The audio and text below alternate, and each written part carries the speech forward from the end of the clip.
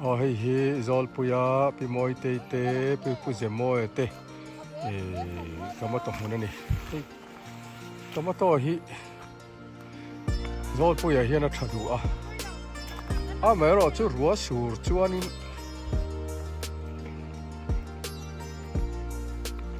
a chedu mai tu na thala kan lak me lai po hian ru a far fup maya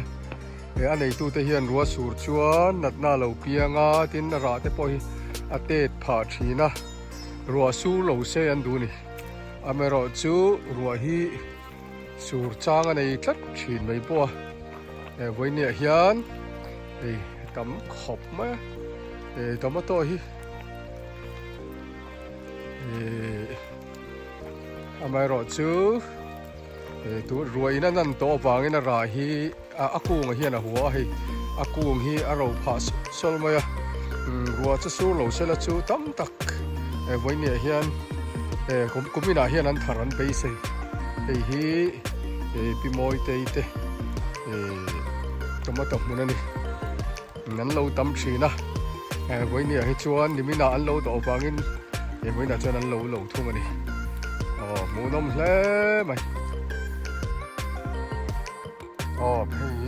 pi moi te tomato munani pi moi te hian hei drip system hian manga drip irrigation mangin pan menin an pek mangin an drip ka tomato hi luk takin tuen pe thina tharpo an thar treu thina ni voine hian department thil pek te an mang tangkaya lom thu te pon soi thina voine hian keini po kan loma tiang department thil mang tangkai hi an lo thina wangin tuna hian an tomato hi roina na wangin a kholo de ulek ani ruwa hian nanan hian ana te rose maya tin ruwa tu hi diklo de nge ni te kan tia diklo tak tak em phei chu kan selowa voine hian hetiang thai mu nom tak mai mu tir thei tu te pi moi te pu ja moi te chunga hian kan lom em ani ti te kan han sei tel du bok ani ya mu nom hle mai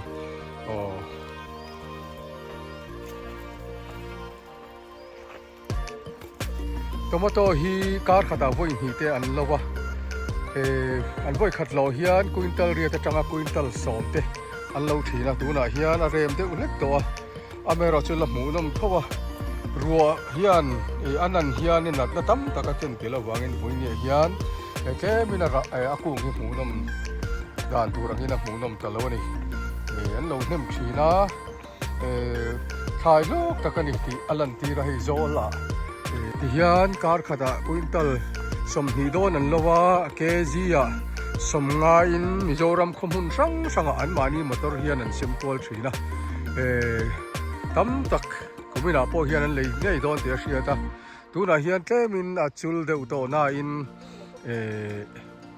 lo tur tam tak ala om voine hian hetianga tomato ching hlo thing kan nei hi alom om tak zet ti kan han soitel du bokani